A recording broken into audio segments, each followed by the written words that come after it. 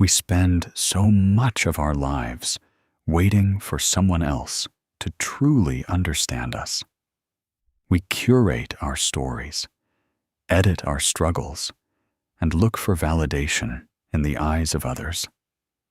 We walk into rooms hoping to be seen, hoping that if we just say the right thing or behave in the right way, someone will finally turn to us and say, "I recognize you.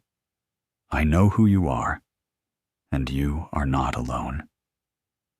It is a beautiful human desire to want to be mirrored, to want the internal chaos of our lives to be witnessed by someone else who can say, "Yes, I feel that too." But there is a quiet, sometimes heavy, and yet ultimately liberating truth that eventually settles into the marrow of our bones. You are the only person who will be with you for every single second of your existence.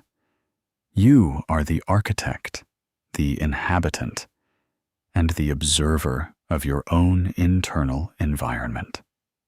When the noise of the day dies down, when the messages stop pinging, when the social masks are tucked away in a drawer, you are left with the one voice that matters most, your own.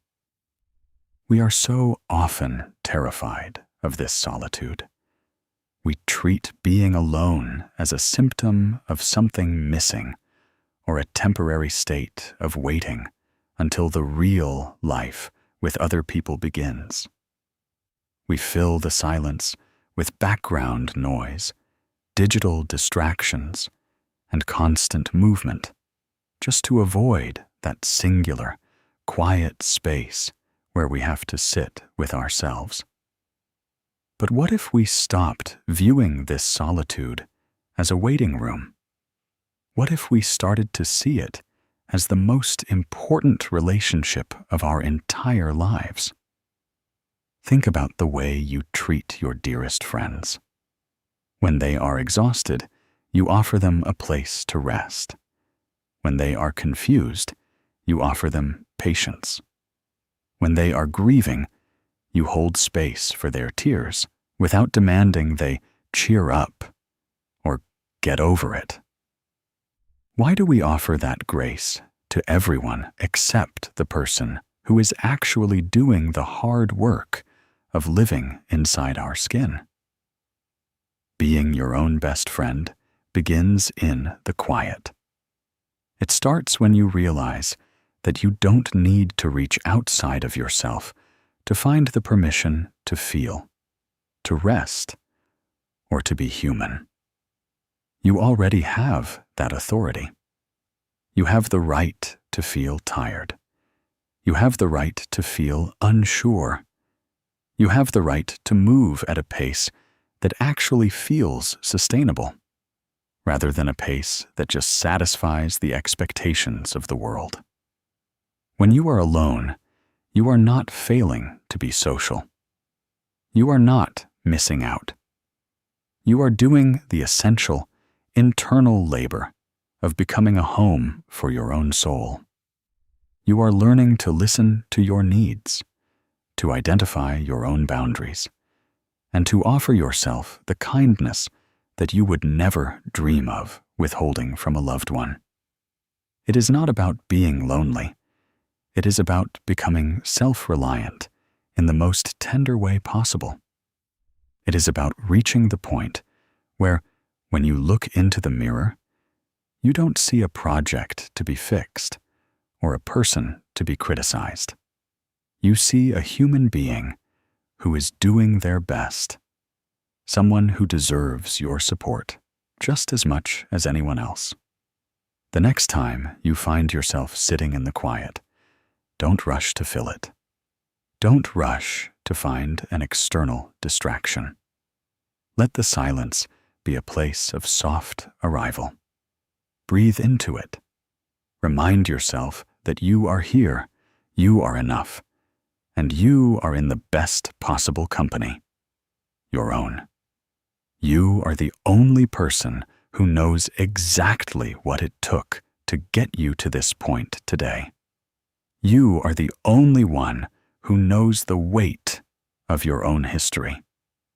Treat that person, the one inside, with the reverence of someone who knows they are worthy of unconditional care. Because in the end, that is the only relationship that will define the quality of every single day you have ahead of you. Most of us have become accidental experts at being our own harshest critics. We have a running commentary in our minds that plays on an endless loop, a voice that highlights every tiny flaw, catalogs every perceived failure, and reminds us of every time we didn't quite measure up to some invisible, impossible standard. We carry this heavy internal dialogue with us everywhere, so deeply ingrained that we rarely stop to question it.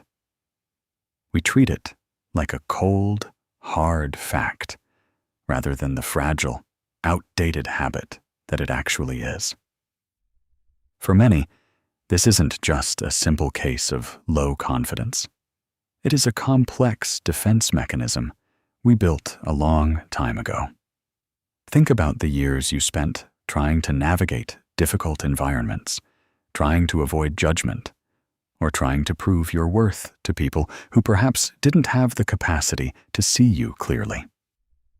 Back then, we learned that if we criticized ourselves first, if we beat others to the punch and identified our own mistakes before anyone else could, we might be safer.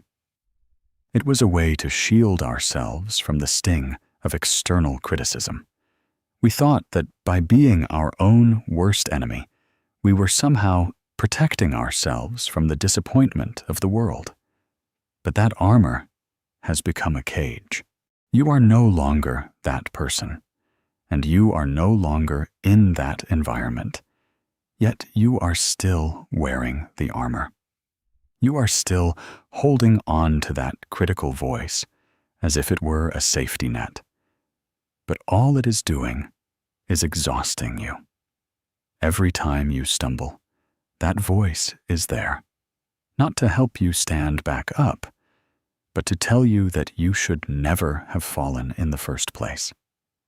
Every time you try something new, that voice is there, whispering that you aren't quite ready or that you aren't quite enough.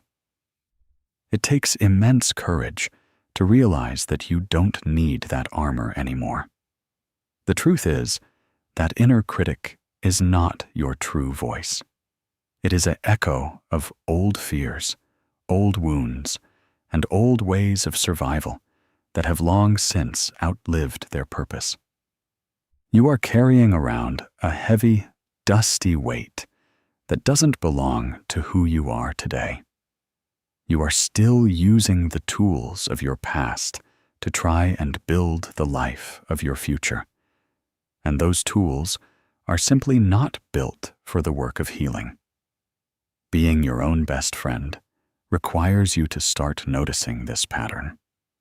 It starts with catching yourself in the middle of a self-critical thought and gently asking, is this actually true? Or is this just an old habit? When you feel that familiar pull to shame yourself for a mistake or a moment of vulnerability, practice interrupting the loop. Replace the cold, sharp judgment with the words you would use for someone you truly care about. It won't happen overnight. Habits are like well-worn paths in a forest. They are easy to walk because you have traveled them 1,000 times before. Creating a new path of kindness takes effort, and there will be days when you instinctively slip back into the old way of speaking to yourself. When that happens, be kind about it too. Do not judge yourself for having the habit. Just notice it. Acknowledge that it was a way of protecting yourself once, and then intentionally choose a different, softer word. You are not broken because you have these habits. You are simply human, and you have been trying to survive the only way you knew how. But now, you have the opportunity to move from survival into something else. You have the opportunity to set down that heavy weight of self-criticism and realize that you are allowed to be imperfect. You are allowed to be a work in progress. And you are allowed to be gentle with yourself, even when you aren't perfect. Start today by giving yourself the grace to be human. And watch how much lighter your world becomes when you stop being your own enemy. We spend so much of our energy looking outward, observing the people around us with a critical or scrutinizing eye. We see someone else's hesitation and call it weakness. We see their need for reassurance and call it neediness. We see their anger and call it volatility. It is remarkably easy to point at the world and feel a sense of clarity about what is wrong with others. Yet, there is a profound, slightly uncomfortable truth hidden in these reactions. Carl Jung once wrote, "Everything that irritates us about others can lead us to an understanding of ourselves." When we find ourselves feeling a sharp, disproportionate sense of irritation or judgment towards someone else, it is often a signal, a flashing light pointing back toward our own internal landscape. It is not necessarily that the other person is acting in a way that is objectively wrong, but rather that their behavior is touching upon something within us that we have chosen to ignore, suppress, or hide away. We often project the parts of ourselves that we find unacceptable onto others, because it is much safer to dislike those traits in someone else than it is to acknowledge them within our own hearts. Think about a time you felt really frustrated by someone else's request for space or rest. Did you view it as laziness? If so, consider whether you are perhaps judging your own need for a break. If you are a person who constantly pushes yourself to the point of exhaustion, seeing someone else honor their own limits might trigger a sense of resentment in you. It feels unfair that they get to be gentle with themselves when you feel you aren't allowed to be. The irritation isn't really about them. It is about the internal restriction you have placed upon yourself. Using others as a mirror is not about blaming ourselves for our reactions. It is about curiosity. Instead of letting that frustration turn into a judgment of someone else, we can use it as an invitation to get to know our own hidden corners. When you feel that heat of judgment rising, pause for a moment. Instead of focusing on the other person's actions, shift the lens inward and ask yourself, what is this telling me about what I feel I'm allowed to do?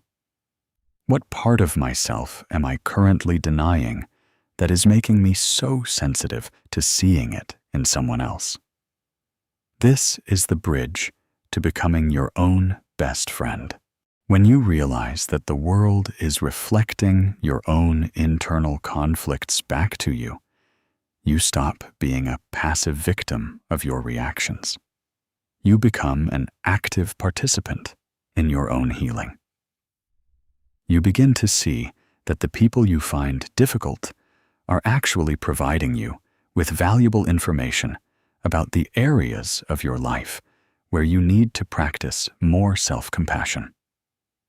This process is deeply humbling It requires us to admit that we are not always the objective observers we think we are.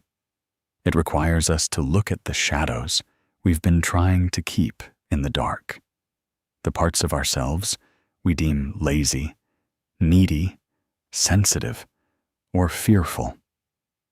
But when we can look at those parts with kindness rather than condemnation, they lose their power to control us. We stop projecting our own internal struggles onto the people in our lives. We start to see others more clearly. And more importantly, we start to see ourselves with a newfound, honest tenderness. By choosing to use these moments as a mirror, you are making a commitment to stop running from yourself. You are deciding that you are worth the work of integration. You are saying that no part of you, not the weary part, not the scared part, not the part that craves softness, is something to be ashamed of. You are allowed to be complex. You are allowed to be human. And when you stop judging those traits in others, you will find that you can finally start accepting them in yourself. That is the moment where the mirror stops being a tool for criticism and starts being a tool for profound, quiet self-discovery.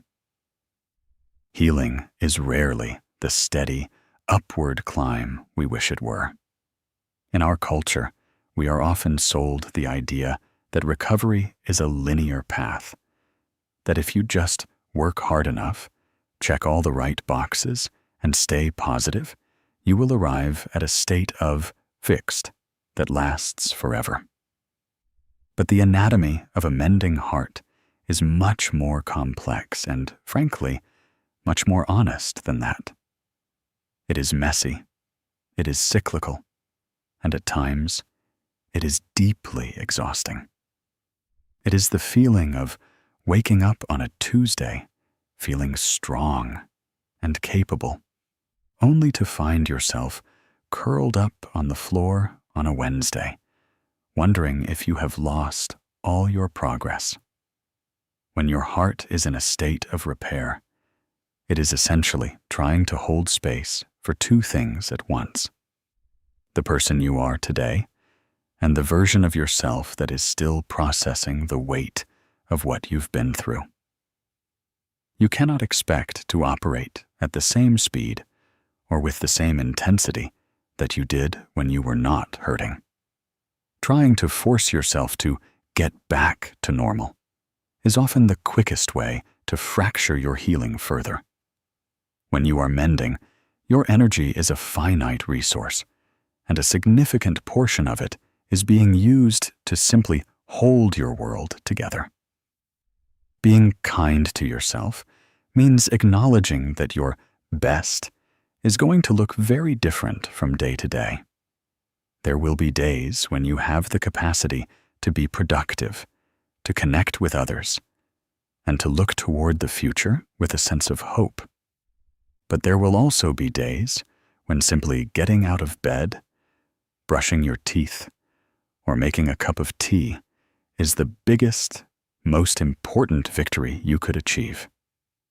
On those days, you have to be willing to lower the bar of expectation. You have to be willing to stop measuring your worth by your output or your efficiency. A mending heart is delicate, and it requires a different kind of care. Think of it like a physical injury. If you had a broken bone, you wouldn't expect yourself to run a marathon the next day. You would understand the need for rest, for support, and for time. Why do we treat our hearts with so much less consideration? When you are hurting, your nervous system is likely on high alert, constantly scanning for safety.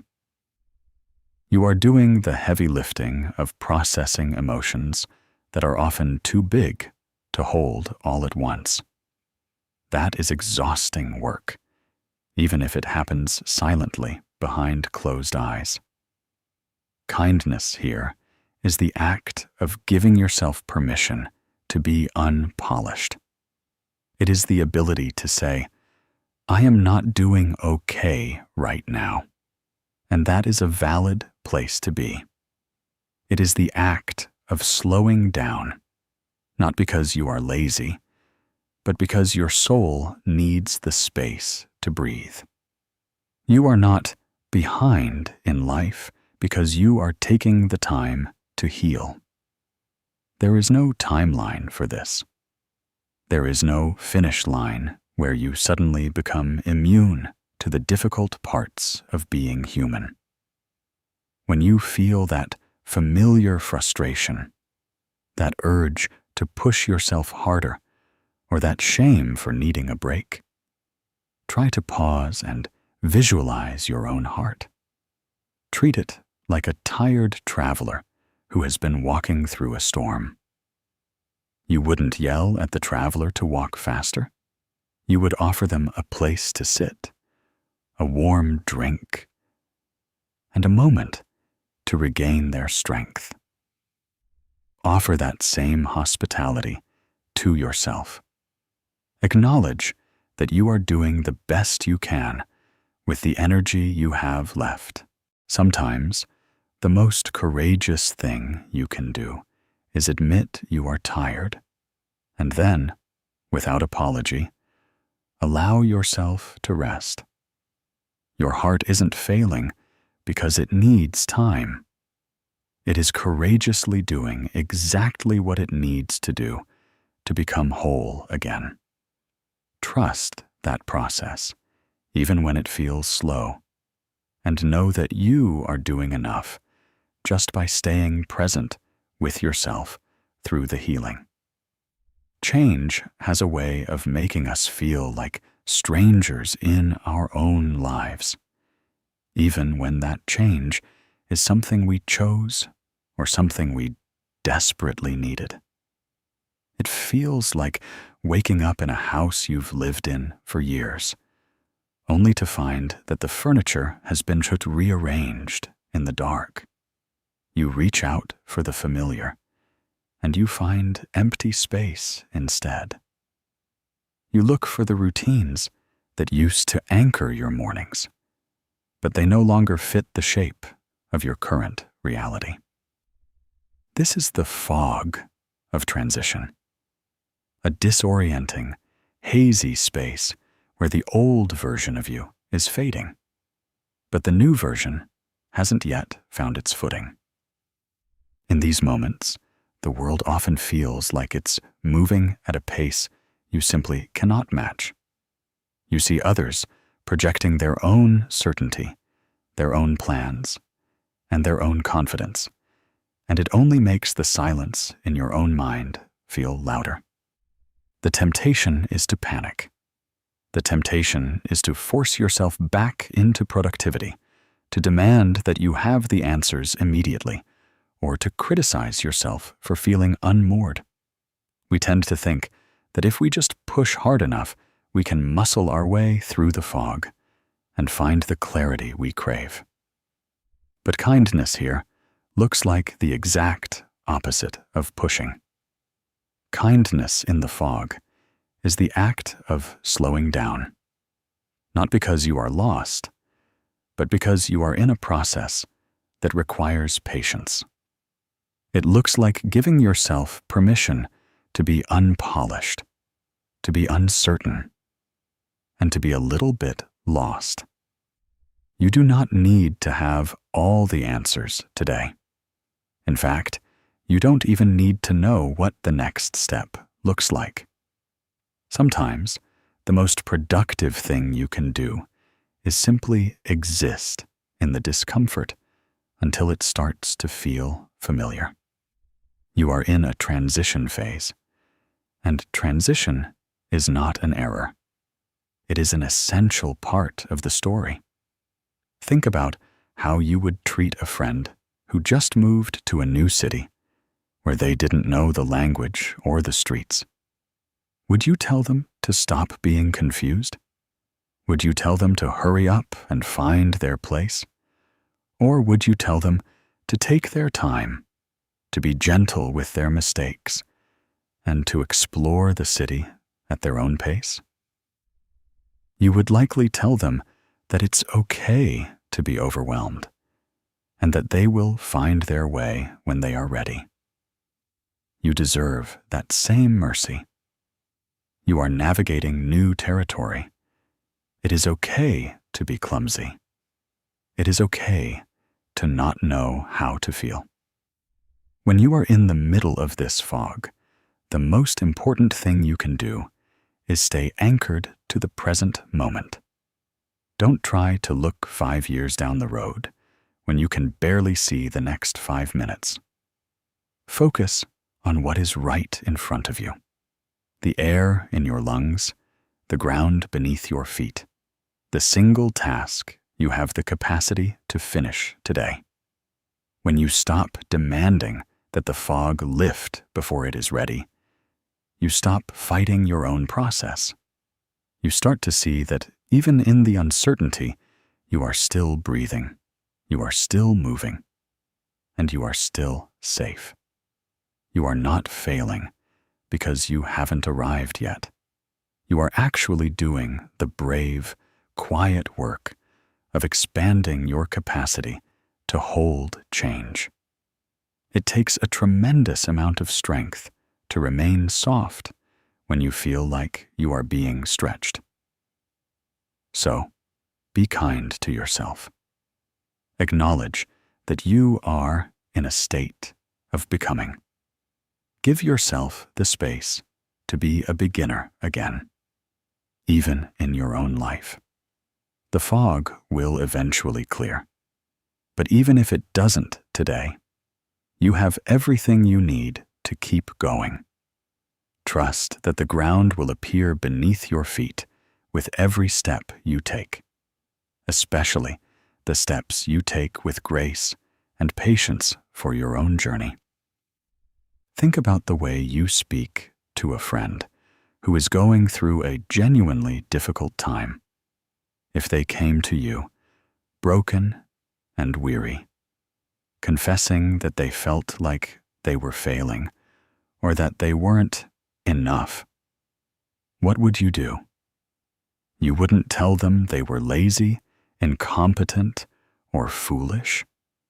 You certainly wouldn't point out all the ways they were falling short of an invisible ideal.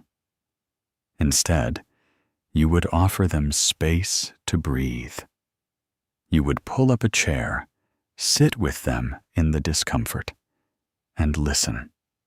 Really listen, without jumping to offer a lecture or a quick-fix solution.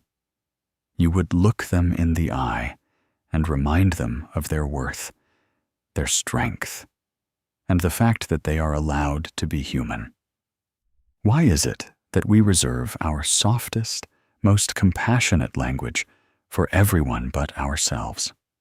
We have spent years perfecting a tone of voice for others that is full of empathy, yet we keep a tone of voice for our own internal dialogue that is brittle, sharp, and constantly demanding. We treat our own inner lives like a workspace that needs constant policing, rather than a garden that needs tending. We have become so accustomed to this harshness that we don't even realize how much it depletes us. We have forgotten that we are currently undergoing the most significant, complex, and lifelong work of our existence, the work of simply being who we are. You deserve the same gentle tone you would offer someone you love dearly. Being your own best friend is not some abstract concept. It is a practical, daily application of language. It is a commitment to changing the internal script from one of judgment to one of partnership. When you catch yourself thinking, "I should be doing better," try to pause and shift that to, "I am doing the best I can with what I have right now, and that is enough." When you feel that urge to beat yourself up for a mistake, try to talk to yourself as if you were talking to a child who is just learning to walk. Would you scold them for falling? Or would you reach out a hand and say, "It's okay. Let's try again"? This practice of internal dialogue is not about ignoring your flaws or pretending everything is perfect. It is about acknowledging that you are a human being in the process of learning, growing, and healing. It is about becoming an ally to yourself rather than an adversary. When you start to change the way you speak to yourself, you change the way you move through the world. You stop walking with the weight of that internal critic on your shoulders. You start to move with a little more ease, a little more grace, and a little more room to simply exist without the need for constant external validation. Start small. Maybe it is just one sentence a day. When you wake up, instead of listing all the things you have to fix, try telling yourself something kind, even if it feels foreign or awkward at first. Remind yourself that you have survived every difficult day you have ever faced, and you are doing the hard work of showing up today, too. That in itself is a victory. The goal isn't to be perfect, but to be present and to be the one person in your own corner who truly understands, truly cares, and truly believes in your capacity to heal. You have the power to change the voice that narrates your life. You are the only person who can decide to stop being your own critic and start being your own greatest support. And I promise you, when you begin to speak to yourself with kindness, your entire world will begin to soften. We all have parts of ourselves that we have tucked away in the shadows. These are the aspects of our personality, our history, or our emotional reactions that we decided, perhaps very early on, were not good enough, or were not safe to show to the world. Maybe it is a deep, aching sadness that you feel you should have moved past by now. Maybe it is a sharp, protective anger that you were told was too much. Maybe it is a vulnerability or a need for connection that you hid because you were once burned for showing it. We have become very good at compartmentalizing these pieces, pushing them into the corners of our internal basement, hoping that if we don't look at them, they will eventually cease to exist. But the truth is that these hidden parts do not go away. They simply grow quiet, waiting for the moments when our defenses are down to surface, often as sudden outbursts, inexplicable bouts of exhaustion, or a hollow feeling of being disconnected from our own lives. As Carl Jung wisely noted, one does not become enlightened by imagining figures of light, but by making the darkness conscious. This is not an invitation to dwell in negativity, but a call to acknowledge that the darkness, those suppressed, hidden, or denied parts, is actually the source of our wholeness. By keeping these parts in the dark, we are essentially walking through life with a fractured sense of self, perpetually fighting to keep a portion of our own humanity at bay. Integration is the brave, slow act of opening those basement doors. It is the practice of sitting in the dark, not to judge what you find there, but to invite it back into the light of your conscious awareness. When you feel a wave of shame, instead of pushing it away or distracting yourself, try to pause and ask, what are you trying to tell me?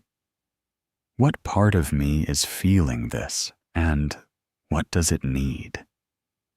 You might find that the part you've been running from is simply a younger, scared version of you that just wants to be heard. It is not an enemy to be defeated. It is a part of you that has been waiting for you to come back and acknowledge it. Think of your life as a tapestry. If you try to cut out the threads that you think don't match the pattern, you aren't just removing the bad parts.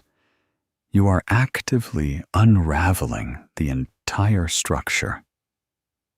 The parts of you that you perceive as weaknesses are often the very same parts that provide you with depth, empathy, and resilience. Your capacity for sadness is the other side of your capacity for joy. Your fear of being left behind is rooted in your profound capacity to love and value connection. When you integrate these hidden parts, you stop spending so much energy on the exhausting labor of repression. You stop having to perform wholeness for the world and start actually living it. This process is not about fixing these parts until they are unrecognizable or until they fit into some polished societal ideal. It is about compassionately accepting that they are part of the story. It is the act of saying to your fear, I see you, and you make sense given what I've been through. It is saying to your anger, I understand why you are protecting me. When you stop trying to exile these pieces of yourself, they stop acting out in ways that disrupt your life. They settle. They become integrated. And in that integration, you find a sense of peace that you simply cannot achieve by trying to be perfect all the time.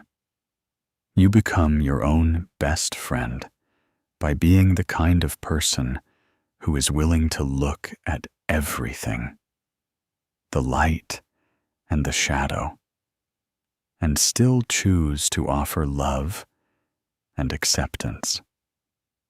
You are giving yourself the safety to be fully, authentically human. You are acknowledging that you are allowed to be complex, that you are allowed to have scars, and that you are allowed to be unfinished. By making the darkness conscious, you are essentially reclaiming your own life from the shadows.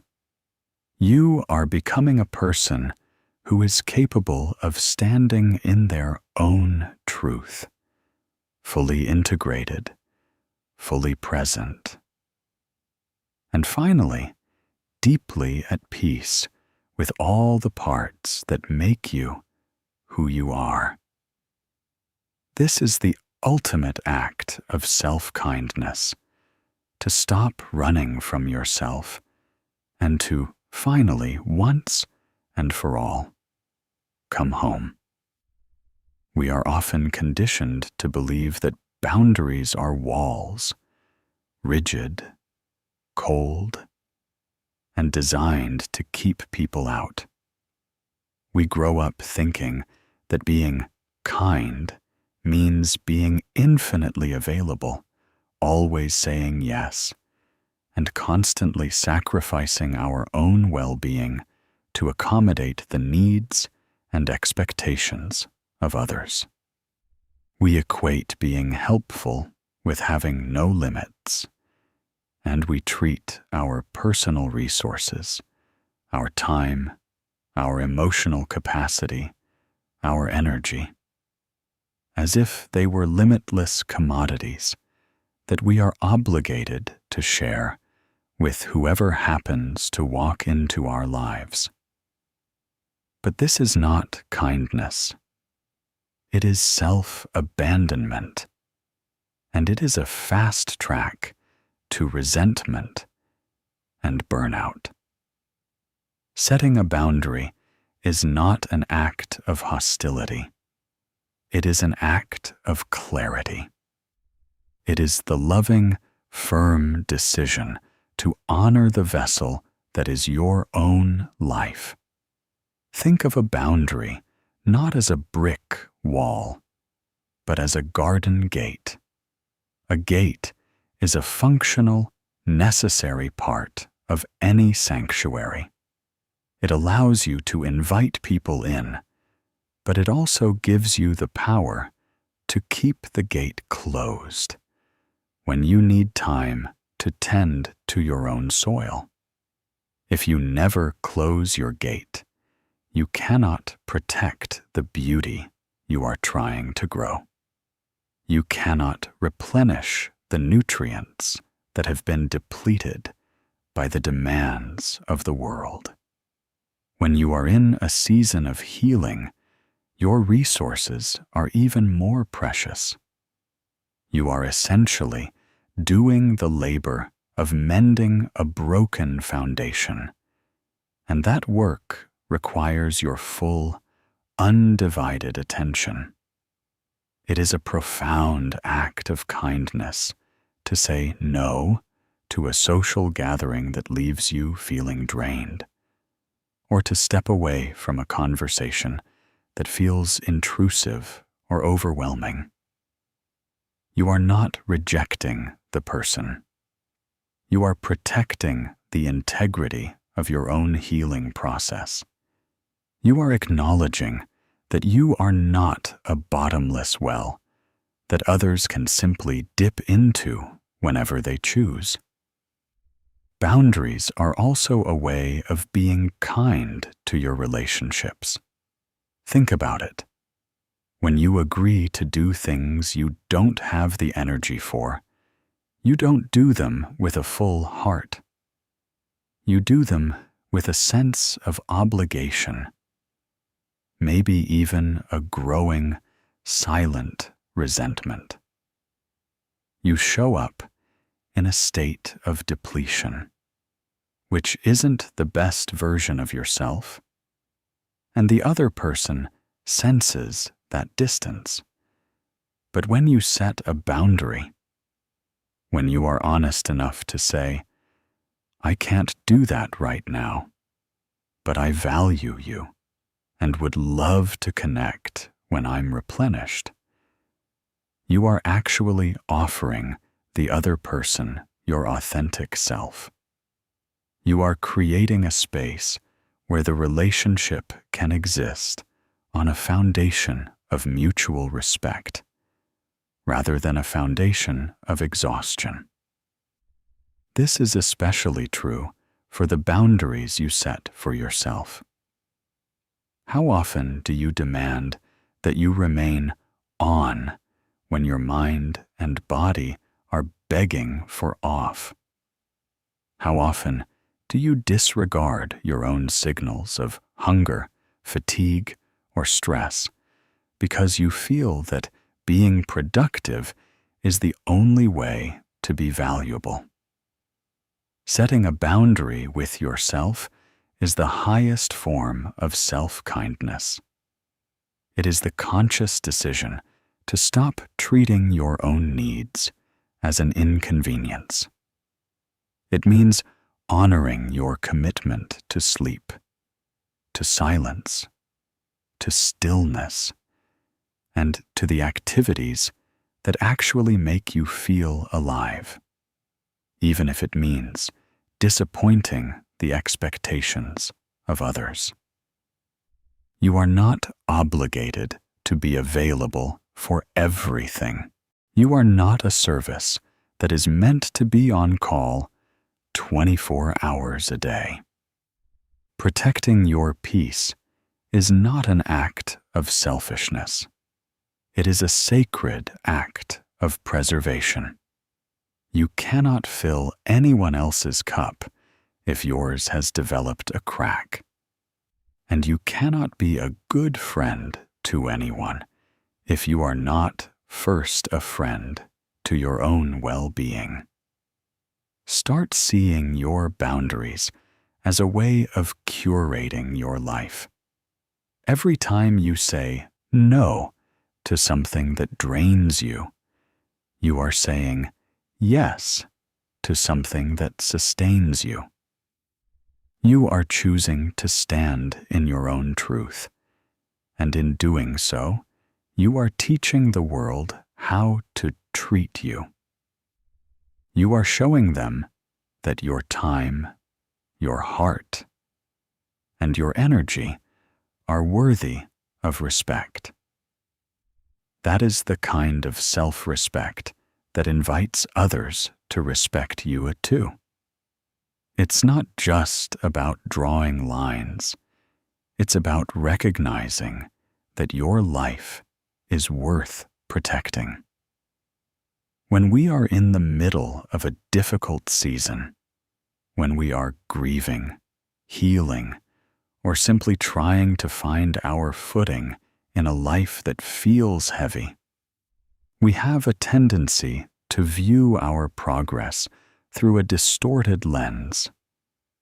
We look at the mountain in front of us, see how far we have left to climb, and decide that because we haven't reached the summit, we haven't actually moved at all.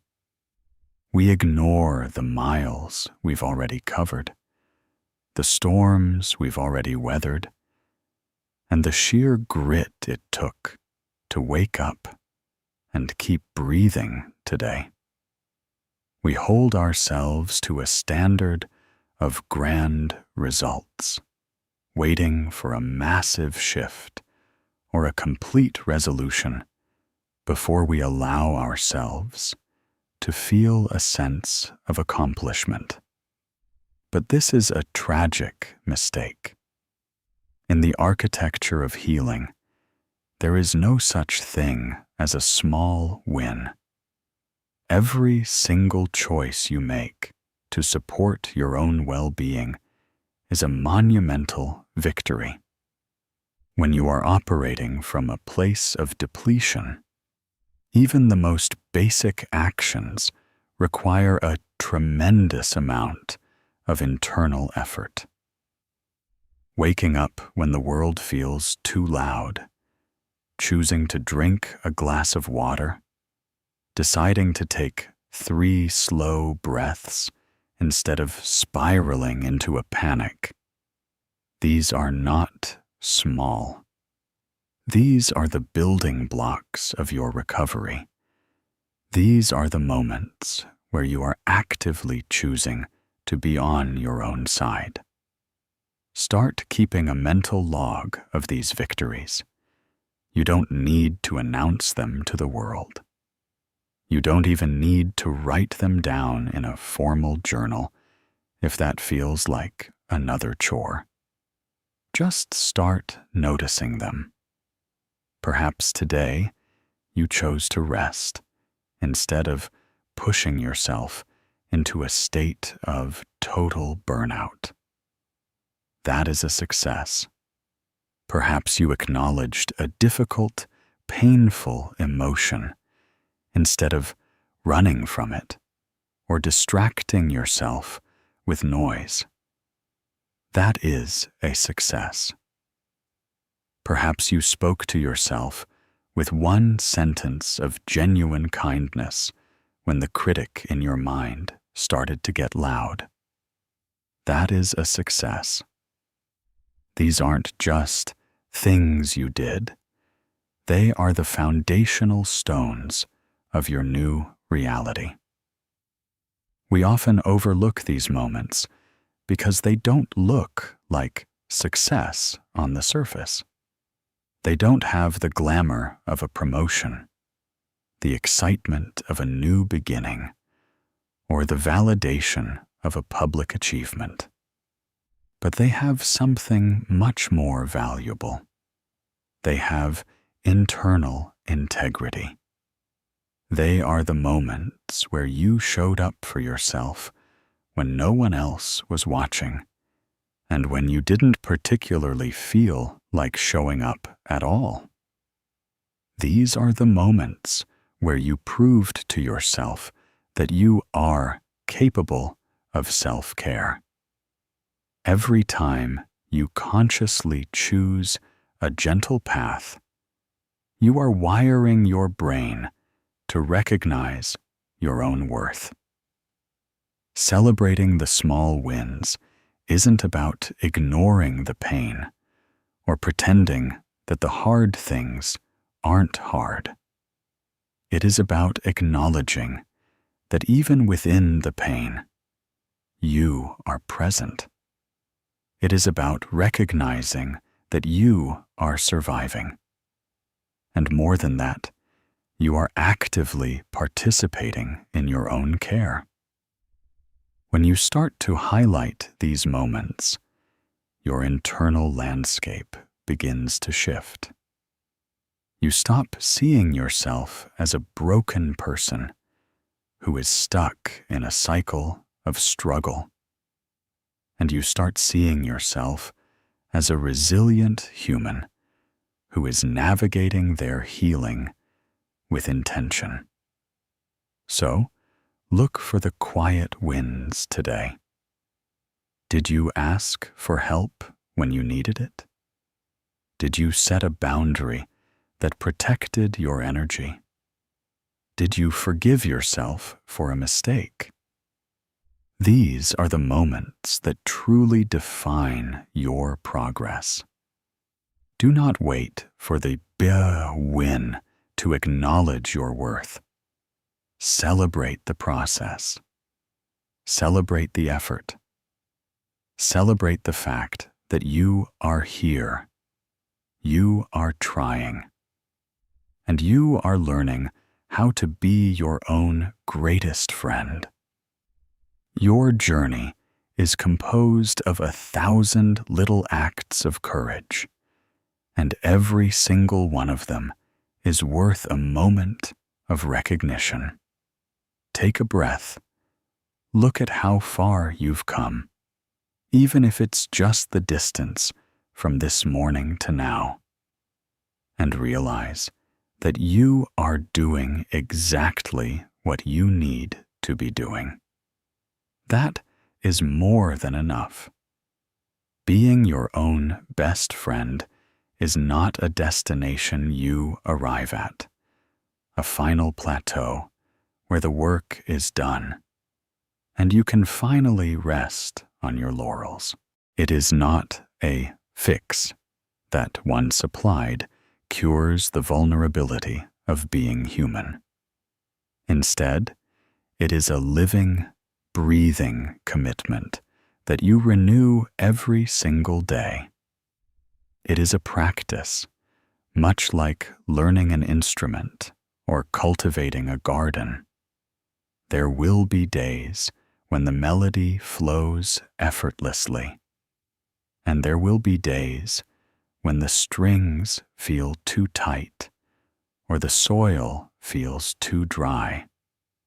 That does not mean you have failed. It simply means you are practicing.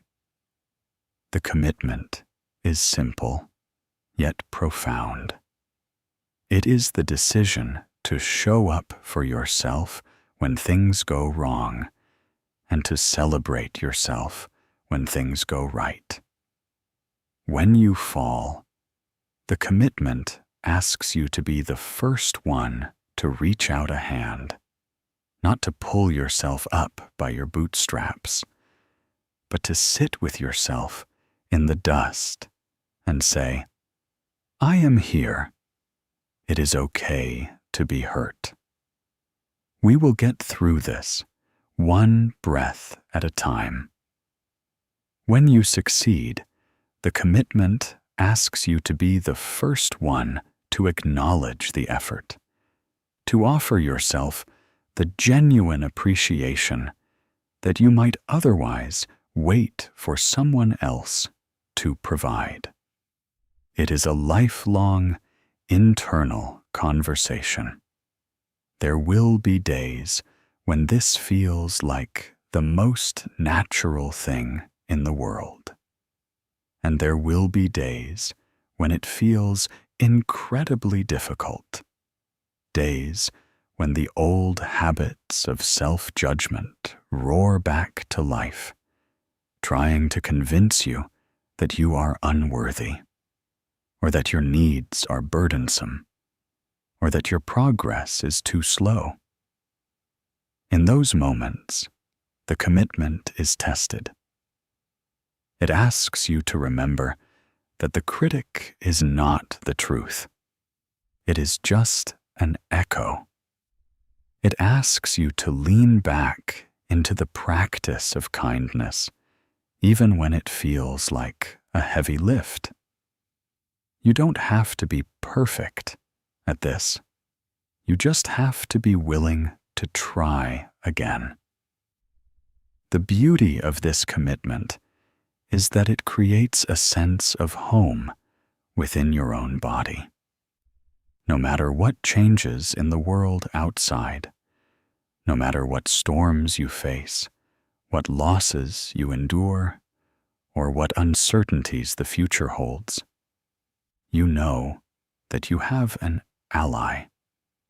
You have a voice in your mind that is not tearing you down, but building you up.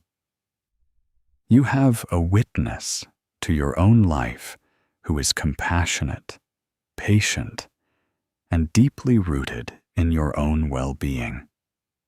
This creates a kind of security that no external circumstance can ever fully take away. It is the security of knowing that you belong to yourself. As you move forward, try to look at this not as another task to add to your list, but as a change in the way you inhabit your own existence. Start today by listening to your own needs with the same curiosity and care you would offer a friend. When you feel a pang of doubt, treat it as information rather than a verdict on your soul. When you feel a moment of joy, don't rush past it. Savor it, acknowledge it, and let it nourish you. You are worth the effort it takes to be kind to yourself, especially when it feels like the hardest thing in the world to do. You are the only person who will walk every step of your path with you. You are the only one who knows the weight of your own history and the depth of your own resilience. Why not make that journey one defined by friendship, grace, and steady support? You have spent so much time looking outward for the kindness you've been craving. It was there all along, waiting in the quiet spaces of your own heart. Choose to give it to yourself. Make the commitment to be your own best friend, not because you have to, but because you deserve it. Every single day, in every small, quiet way, you are worth the kindness. Keep going, keep breathing, and keep coming back to yourself. You are doing exactly what you need to be doing. When the noise of the world finally settles and the day draws to a close, you are left in the quietest room of all, your own mind. It is here that the most important work of your life takes place. It is here that you learn the difference between being alone and being lonely, between judgment and discernment, and between the harshness of old expectations and the gentle reality of your own evolving heart. You have spent so much time asking the world to validate your worth, to soothe your wounds, and to tell you that you are doing enough. But the beautiful, final secret is that you have been holding the keys to that validation all along. Being your own best friend is not a grand achievement or a medal you wear. It is a soft, daily turning inward. It is the decision to stop being the one person in your life who denies you the grace you so freely give to everyone else. As you move forward from here, remember that healing is not a destination. It is a rhythm. It is a series of small, intentional choices to be kind when your instinct is to be critical, to be patient when your instinct is to rush, and to be present when your instinct is to hide. You are building a home for yourself, a place where you are allowed to be a human.